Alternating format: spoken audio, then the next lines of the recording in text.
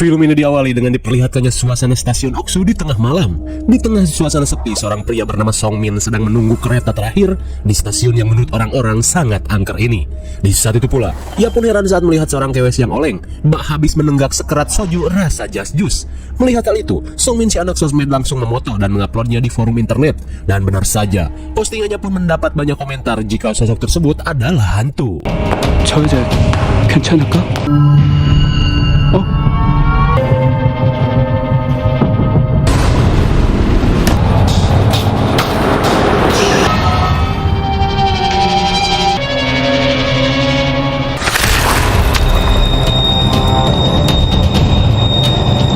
Malang sekali, Song Min pun harus meninggoy dengan kondisi yang mengenaskan. Kira-kira misteri apa yang tersimpan di stasiun ini? Sabar, karena film pun baru dimulai. Kemudian kisah beralih pada 1 bulan sebelum kejadian tadi. Terlihat seorang wartawan cantik bernama Nayong sedang melakukan sidang akibat laporannya dianggap berita hoak. Dan akibatnya, perusahaan mereka harus membayar denda senilai 50 juta won. Di malam harinya, setelah mengalami nasib sial, Nayong dan teman-temannya kebingungan untuk membuat sebuah berita yang bisa mengembalikan citra perusahaannya. Mendengar hal itu, Seng Jun memberi saran untuk membahas berita tentang stasiun angker Oksu, di mana akhir-akhir ini stasiun itu sering sekali terjadi keanehan hingga memakan korban. Ia pun menceritakan ketika itu Kim yang bertugas shift malam menemukan seorang pria yang pelangap-pelongo di tengah rel. Namun saat didekati, pria itu terlihat menatap seorang bocil yang duduk di pinggir rel.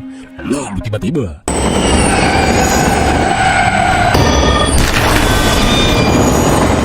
untung saja Kim berhasil menghindar. Lalu Seng Jun mengatakan jika masih ada satu orang lagi yang pernah melihat sosok bocil misterius itu, yaitu seorang pekerja evakuasi jasad.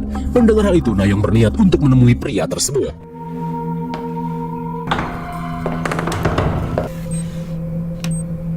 그럼 물려받으신 건가요? Singkat waktu, setelah bertemu dengan si pekerja evakuasi bernama Kimil, Nayong langsung melakukan wawancara. Ia pun menanyakan apakah Kimil pernah melihat sosok bocil misterius di stasiun Oksu.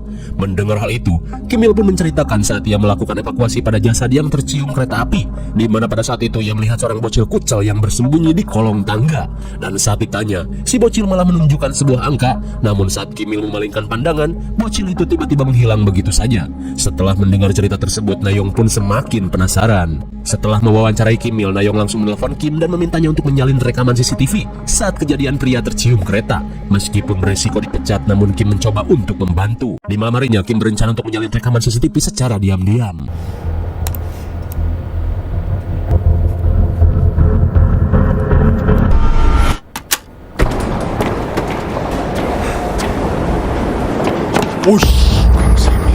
Setelah aksinya berhasil, ia pun heran saat melihat seorang masinis terlihat pucat dengan tatapan yang kosong. Singkat waktu, setelah Kim memberikan flash disk pada Nayong, ia pun menceritakan seorang masinis dengan gelagat aneh di stasiun. Mendengar hal itu, Nayong yang penasaran bergegas untuk mencari masinis yang dimaksud.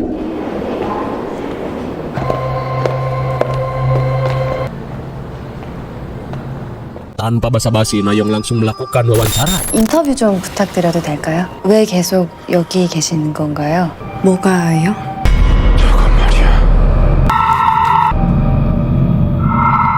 Tanpa Nayong sadari, si masinis sedang ditempeli sosok setan bocil. Tak cuma itu, tangan si masinis terdapat luka cakar dan juga buduk di lehernya.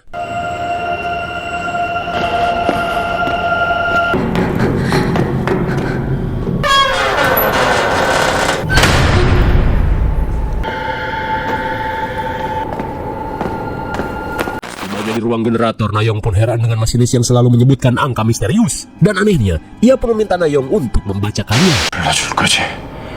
불러줄 거지. 광산이고. 불러주래!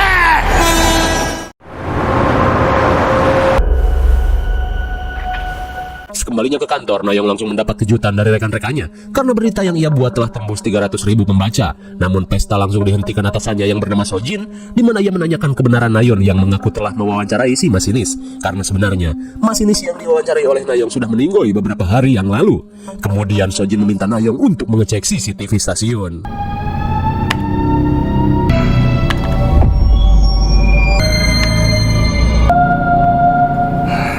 Sontak Nayong pun seakan tak percaya jika sebenarnya ia telah mewawancarai sesosok arwah. Namun Sojin tak mau lagi mendengar alasan dan langsung membacotinya yang dianggap kembali membuat berita palsu. Di malam harinya, terlihat Nayong ditemani Kim untuk menemui Kimil guna melihat jasad si masinis yang sempat arwahnya ia wawancara.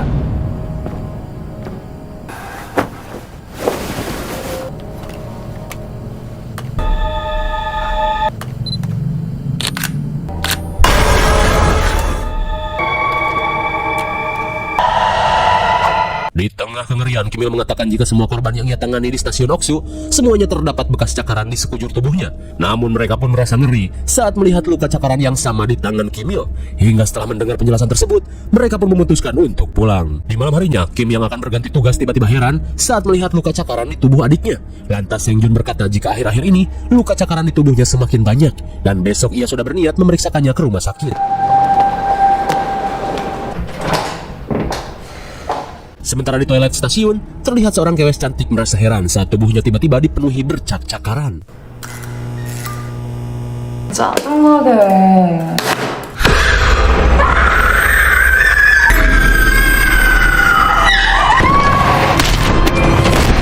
Sementara itu, Seng Jun yang bertugas terlihat mengecek WC wanita setelah mendengar teriakan yang mencurigakan. 계세요?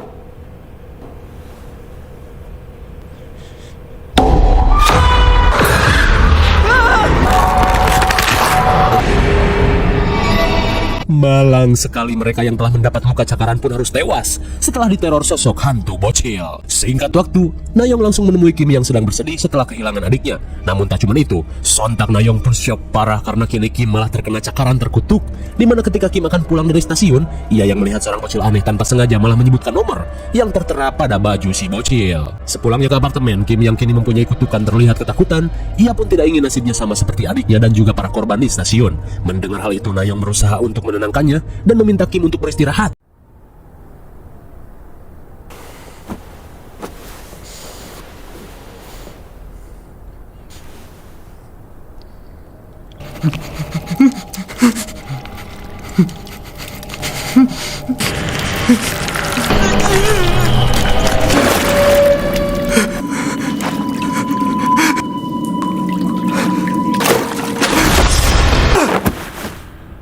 Rupanya semua itu hanyalah mimpi. Lantas Nayong menanyakan apa yang Kim lihat di dalam mimpinya.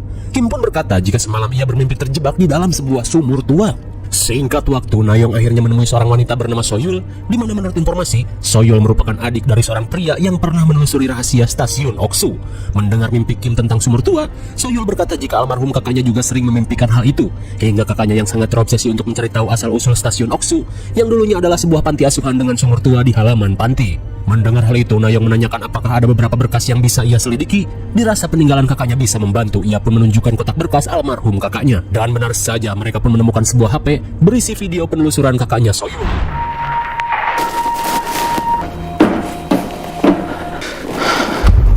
옥수역 배역사입니다.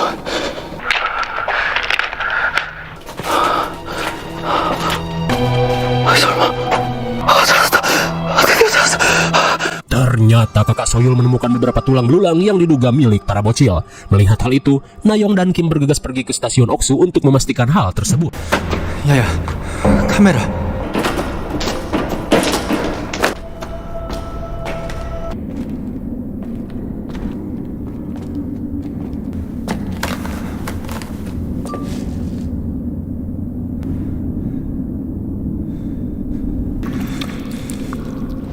Sontak Kim pun syok parah saat kamera miliknya mendeteksi sebuah wajah. 왜 그래?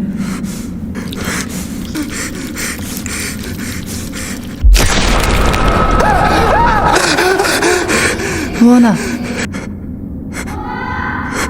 Kepanikan Kim semakin menjadi setelah mendengar suara Nayong dari kejauhan. Lantas siapa yang berada di hadapannya? Ternyata sejauh ini Kim berjalan sendirian dan meninggalkan Nayong. Hingga setelah cukup tenang, mereka pun kembali melanjutkan penelusuran.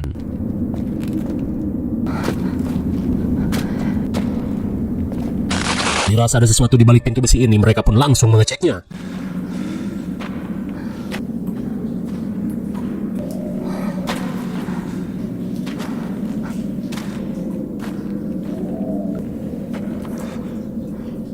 Dan benar saja akhirnya mereka menemukan tulang belulang seperti di video kakaknya Soyul.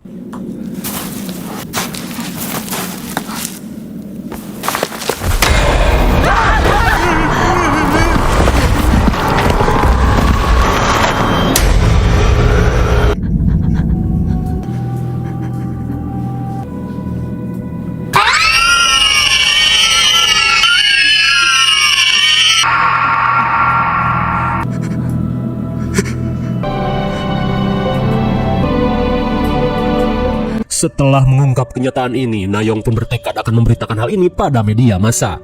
Hingga setelah kejadian itu, para polisi pun berdatangan untuk melakukan olah TKP.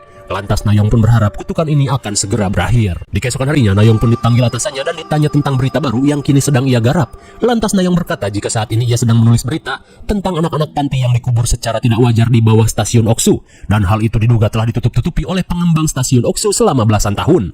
Mendengar berita itu, tiba-tiba saja Nayong diskors dan haknya sebagai wartawan ditangguhkan. Jelas saja Nayong heran dengan keputusan atasannya ini. 뭘 잘못했는지 곰곰이 곱씹어봐. Di luar, Nayong heran kenapa atasannya melakukan hal itu dan seolah menutupi kebenaran. Lantas Nayong pun diberitahu seniornya, jika sejak dulu tidak ada media manapun yang boleh mengangkat kasus tersebut. Karena katanya, jika ada yang ngeyel perusahaan tersebut akan ditutup. Rupanya, si atasan tidak ingin jika perusahaannya ditutup gara-gara Nayong mengangkat berita tersebut. Singkat waktu, scene beralih pada Kim yang bersiap untuk pulang setelah selesai kerja. 다들 많이 피곤하시죠? 아, 주무세요.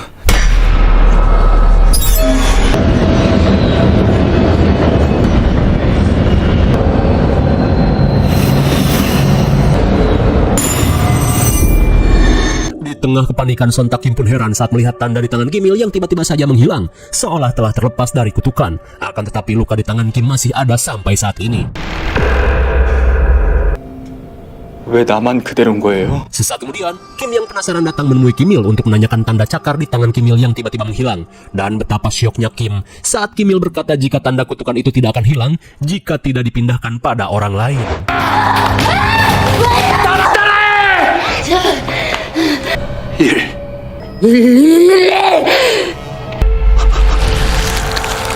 Dan rupanya Kim Il telah memindahkan kutukannya pada Soyul secara paksa. Dengan cara Soyul harus menyebutkan 4 angka keramat. Dan setelah menyebutkan angka tersebut, kutukan pun akan berpindah dengan sendirinya. Sementara di sisi lain terlihat Nayong yang sedang asyik menonton TV sambil abok kalengan, tiba-tiba saja mendapat kunjungan dari Soyul. Lantas Soyul yang resah setelah terkena kutukan dari Kim Il, tiba-tiba mengaku jika dirinya adalah salah satu dari anak panti yang selamat dari kekejaman si pengurus. Di mana ketika ia masih kecil, Soyul dan teman-temannya disembunyikan di dalam sumur tua dan dipanggil satu persatu berdasarkan nomor urutnya. 좀 무서워.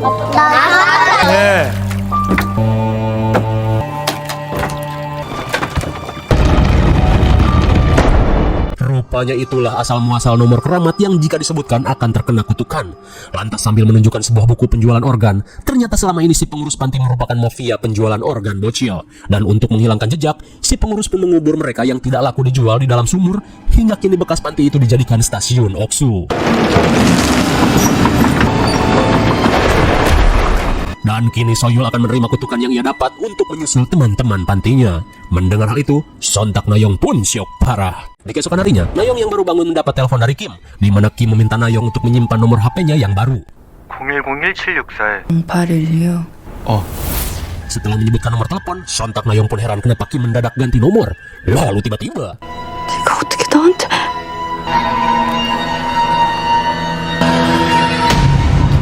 있어야 해. 그리고 그 사람도 my God. Rupanya Kim telah memindahkan kutukannya pada Nayong. Sungguh teman yang gobloy. Di tengah kepanikan, Nayong pun resah dan memikirkan cara untuk memindahkan kutukannya. 김나영.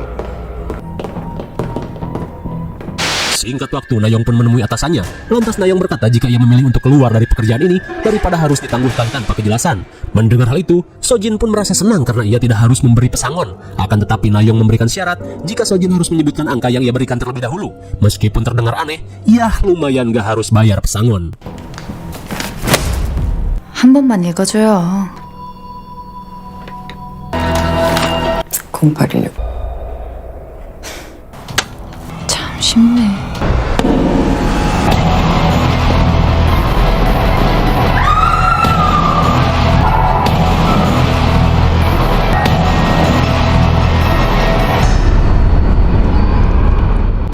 Akhirnya, Nayong berhasil memindahkan kutukannya pada si atasan rese, dan ia pun melenggang pergi dengan perasaan senang. Lalu, film pun sudah berakhir.